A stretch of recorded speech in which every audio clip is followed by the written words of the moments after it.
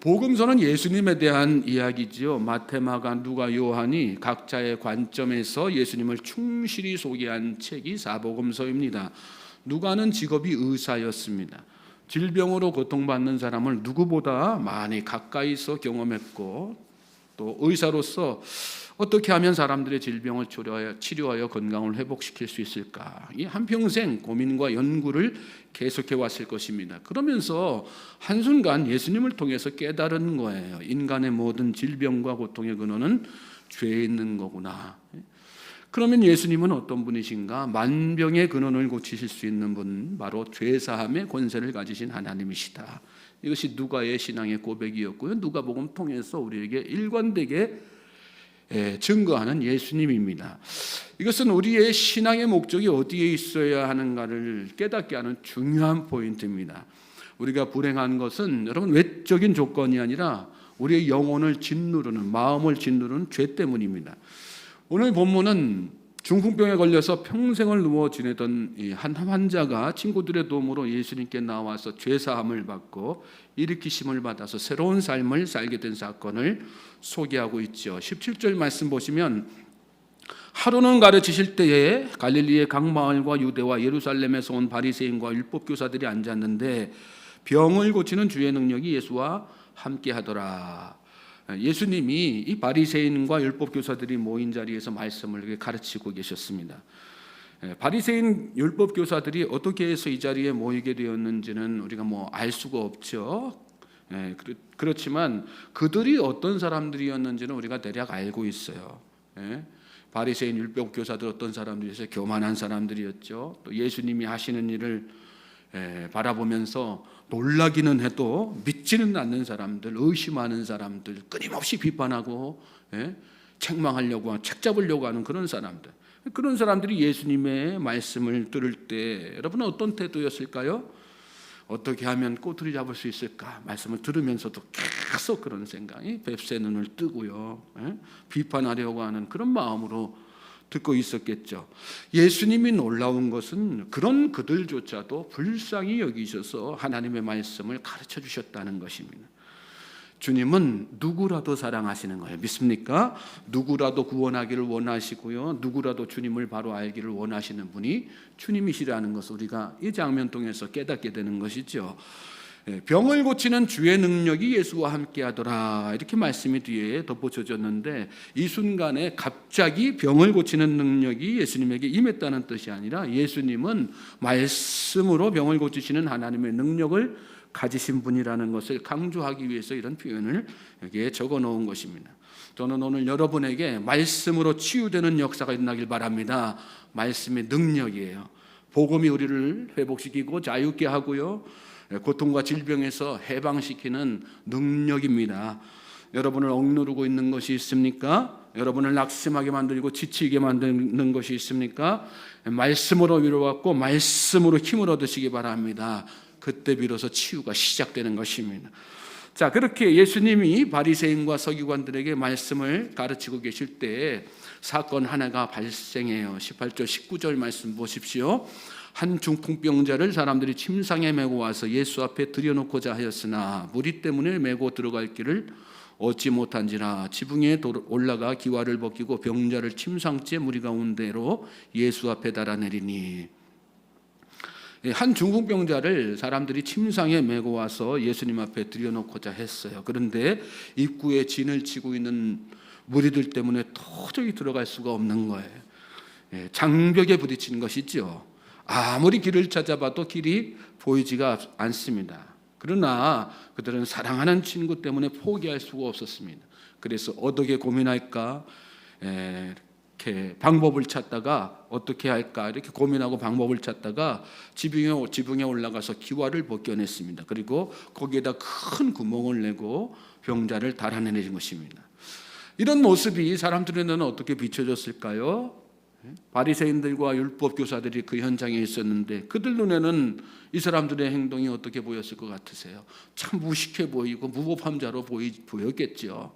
염치도 없고 체면도 없다. 어떻게 이 상황에 저렇게 남의 집 지붕을 뜯어내려가지고 저렇게 몰상식하게 할까? 그런데 예수님은 그들과 다르게 그들을 바라보셨어요. 예수님은 그들에게서 뭘 보셨을까요? 20절 말씀 보시면 예수께서 그들의 믿음을 보시고 이르시되 이 사람아 내 죄사함을 받았느니라 하시니, 여기 말씀 보면 예수님은 그들에게서 무엇을 보셨다고 말씀이 나옵니까? 믿음을 보셨다. 믿음을 보셨다. 예수님은 그들에게서 지붕을 뚫고서라도 예수님에게 나오는 살아있는 믿음을 보신 거예요. 우리가 이렇게 신뢰를 무릅쓰고 나아가더라도 주님은 사랑으로 우리를 받아주실 것이야 하는 예수님의 사랑에 대한 믿음을 보신 거고요. 이렇게 나아갔을 때 세상이 비난하고 세상이 포기한 내 친구의 중풍병을 주님은 반드시 고쳐주실 것이라는 예수님의 그 권능에 대한 믿음, 그걸 바라보셨다는 말씀이에요. 여러분, 이 사람들이 메고 온 중풍병자를 생각해 보십시오. 평생을 누워서 지냈어요. 단 한 번도 자기 힘으로 걸어본 적이 없습니다. 그런 그의 내면은 어땠을까요? 그런 자신의 처지를 비관하면서 얼마나 열등감에 빠져 있고 얼마나 무기력하고 자기감에 빠져 살았을까요? 나는 아무것도 할 수 없는 존재야. 나 같은 것은 세상에 태어나지 말았어야지 돼. 여러분, 사람이 한 달만 꼼짝 않고 누워 있으면요 근육이 다 빠져버린다고 그래요. 다 빠져버린다. 여기저기 욕창이 생겨가지고요 살 썩는 냄새가 진동을 합니다. 생살이 다 썩는 거예요. 의술이 많이 발달한 지금도 그런데 여러분, 이 시대 그 열악한 환경에서 더군다나 이 지역은 사시사철 뜨거운 지역 아니겠어요? 몸에서 얼마나 악취가 났겠습니까? 그는 한마디로 말하면 살아있으나 죽은 자와 같은 삶을 사는 인생, 남에게 부담만 주는 그런 인생이었습니다. 아무도 이 중풍병자에게 소망을 가질 수 없었어요. 가족들조차도 이 중풍병자가 앞으로 건강하게 돼서 새 인생을 살게 될 거라고 상상하고 또 기대하지도 못했습니다. 그러나 친구들만큼은 예수님을 믿었다는 거예요. 세상 누구도 고칠 수 없지만 예수님은 고칠 거 믿었어요. 어떻게 해서든지 예수님 앞으로 인도하기만 하면, 내 친구 인도하기만 하면 반드시 낫게 될 거야. 그런 믿음이 있었다. 장애물이 있었지만 문제가 되지 않았습니다. 넘어야 될 산이 있었지만 개의치 않았어요. 그리고 마침내 중풍병자 친구를 예수님 앞에 인도한 것입니다. 여러분, 주님이 보시는 것은 믿음인 거예요. 믿습니까? 믿음에는 주님께서는 아무것도 안 보세요. 우리의 환경, 우리의 지식, 우리의 경험 아무것도 안 보세요. 뭐만 보시는 거예요? 믿음만 보시는 거예요. 믿습니까? 믿음만 있으면 그래서 문제는 반드시 해결되게 돼 있습니다. 믿음은 장애물을 뛰어넘게 만들고 불가능을 가능케 만드는 것입니다. 믿음이 예수님이 앞으로 나아가는 것을 방해하는 모든 대적들을 다 물리치는 거예요. 저는 오늘 저와 여러분에게 이 믿음이 있길 바랍니다. 내 모든 영육의 질병을 주님께서 고쳐주신다. 주님께서 다 회복시켜주신다. 오늘 내 자녀, 내 남편, 내 친구의 질병도 예수님이 반드시 고쳐주신다. 믿으면 되는 것입니다. 그들의 믿음을 보시고 이 말씀이 오늘 말씀에 어쩌면 가장 중요한 핵심 포인트예요. 그들의 믿음을 보셨다. 그들의 믿음을 친구들의 믿음을 보셨다는 말씀이에요. 그들의 믿음, 여기 헬라어로 피스틴 아오톤이라고 하는데 중풍병자를 제외한 친구들의 믿음을 말하는 것입니다. 이 말은 이 순간 중풍병자에게는 믿음이 있었다는 거예요? 없었다는 거예요? 없었다는 거거든요. 중풍병자는 친구들이 가자고 하니까 동의했을 수는 있어요. 그러나 믿음이, 자기가 고침받을 수 있다는 믿음이 있었던 것은 결코 아닙니다. 중요한 것은 그럼에도 불구하고 예수님이 이 중풍병자의 병을 고쳐주셨다는 사실, 이게 아주 우리 신앙생활에 중요한 도전을 주는 말씀이에요. 여러분, 예수님은 이 순간에 중풍병자에게 믿음이 없느냐를, 있느냐 없느냐를 판단하지 않으셨어요. 단지 그를 데리고 나온 친구들에게 믿음이 있는 것을 보시고 중풍병자의 병을 다 고쳐주셨다는 거예요. 이유가 뭘까요? 믿음으로 나온 친구들의 소원이 중풍병자가 고침받는 것이었기 때문에. 우리는 종종 누군가를 위해서 중보할 때요, 그에게 믿음이 있느냐 없느냐를 생각할 때가 많습니다. 얘가 믿어야지 되는데, 남편이 믿어야지 되는데. 그래서 뭐 어떻다는 거예요? 그래서 안 된다는 거예요. 그래서 불가능하다고 생각하는 거예요. 불신이 쫙 깔려 있는 거죠.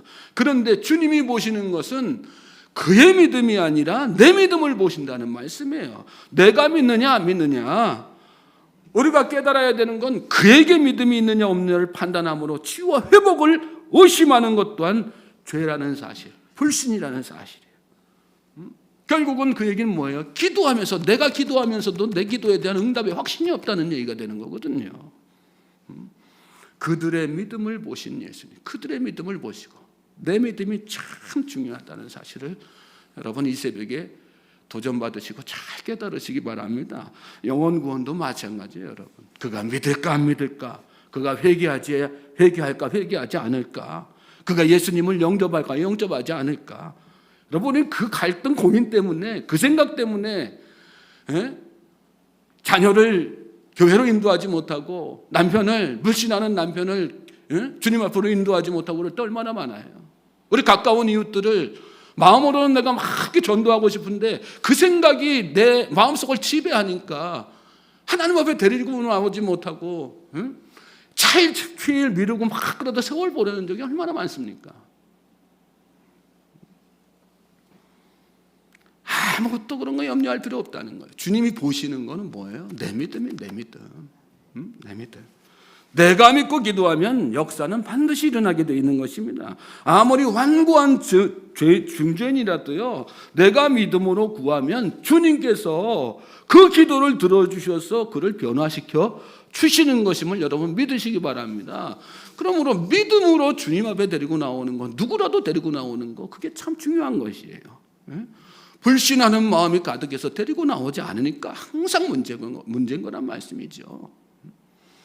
20절 말씀 다시 보시면 예수님은 중풍부영자에게 이런 말씀을 하세요. 이 사람아 내 죄사함을 받았느니라.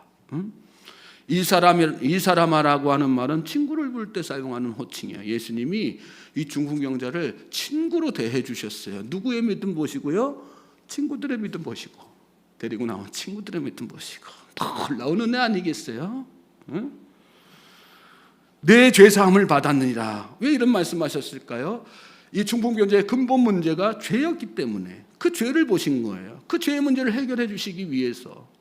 예수님은 중풍병자의 육신적인 질병뿐만 아니라 그 근원적인 질병, 즉 죄의 문제를 해결해 주심으로 그를 온전한 인격의 사람으로 고쳐주시고자 하신 것입니다. 그런데 이것도 누구의 믿음을 보시고요? 그들의 믿음, 친구들의 믿음을 보시고 친구들의 소원을 들어주신 거란 말씀이에요.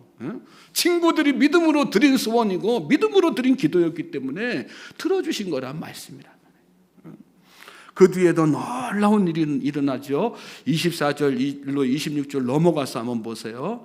중간 말씀 뛰어넘어가지고 24절부터 26절 넘어가서 보시면, 그러나 인자가 땅에서 죄를 사하는 권세가 있는 줄을 너희로 알게 하리라 하시고, 중풍병자에게 말씀하시되 내가 내게 이르노니 일어나 내 침상을 가지고 집으로 가라 하시매, 그 사람이 그들 앞에서 곧 일어나 그 누웠던 것을 가지고 하나님께 영광을 돌리며 자기 집으로 돌아가니 모든 사람이 놀라 하나님께 영광을 돌리며 심히 두려워하여 이르되 오늘 우리가 놀라운 일을 보았다 하니라. 바로 앞에서 예수님이 중풍병자에게 죄사함을 받았다고 이렇게 말씀하시니까 거기 한자리에 있던 바리새인과 율법사들이 누가 감히 사람의 죄를 사하는가 그러면서 신성모독이라고 막 비난하고 있었어요. 예수님이 누구신 줄 알지 못했기 때문에 그런 이야기들을 나눈 거죠. 그러자 예수님이 그들로 하여금 예수님이 어떤 분이신지, 예수님에게 그 죄사함의 권세가 있는 것을 알려주시겠다는 증거로 중풍병자를 고쳐주시는 그 사건을 그들 앞에서 행해 보이시겠다 이렇게 말씀하신 거예요. 우리가 이 말씀 가운데 특별히 주목해야 될 것은 예수님이 중풍병자에게 일어나 내 침상을 가지고 집으로 가라 이렇게 말씀하시니까 중풍병자가 그 말씀에 순종하여서 그 자리에서 일어났다는 거예요. 여러분, 평생 동안 누워 지냈던 사람이, 그것도 주변에 수많은 사람들이 다 지켜보고 있어요. 그런데 그런 상황에서 말씀 한마디로 다 일어난다고 하는 거, 그 자리에서 일어난다고 하는 거 쉬운 일이에요? 쉽지 않은 일이에요. 믿음 없으면 절대로 할 수 없는 일이거든요. 무슨 뜻일까요? 중풍병자가 처음에 예수님 앞에 친구들 손에 의해서 이끌려 나왔을 때는 믿음이 없었지만 지금은 믿음이 생겨났다는 뜻이에요. 그 믿음 누가 주셨을까요? 예수님께서 주셨던 거예요. 예수님께서 중풍병자에게 애초에 존재하지 않았던 믿음이었었는데 그 믿음을 예수님께서 그에게 주셨다는 거예요. 예수님은 어떤 분이세요? 없던 믿음도 생기게 만드시는 분이세요. 믿습니까? 예? 그런데 이 역사도 누구의 믿음을 보시고? 친구들의 믿음을 보시고, 친구들의 믿음을 보시고, 내 믿음이 그만큼 중요한 거란 말씀이에요. 여러분, 주님을 믿으시기 바랍니다. 철저하게 믿으시기 바랍니다. 그럴 때 역사가 일어나는 거예요. 세상이 못 고칠 질병도 다 고침받게 되는 거예요. 믿음 없는 사람도 믿게 되는 역사가 일어나는 것입니다. 내 믿음이 확고하면 여러분, 내 삶 가운데에서 일어나지 못할 일이 없는 거예요. 하나님께서는 모든 것을 가능케 하시는 분이에요. 세상 만물을 다 창조하신 분이 하나님이신데, 우리가 그 하나님을 믿는다고 하면서, 우리가 기도하면서도, 그 하나님 앞에 기도하면서도 여전히 내 안에 불신이 막 있고 안 된다는 생각이 있으면 되겠어요? 아니죠. 무엇이든지 가능케 하시는 분이 하나님이시고, 내 기도에 응답하시는 분이 하나님이시라고 하는 사실을 잘 깨닫고, 그러므로 이 새벽에 그 믿음 가지고 여기 친구들처럼, 그래, 하나님께서 내 믿음을 보시고 역사를 이루실 거야, 그 믿음 가지고 열심히 무엇이든지 하나님 앞에 기도하는 저와 여러분 될 수 있기를 주님의 이름으로 소망하고 축복합니다.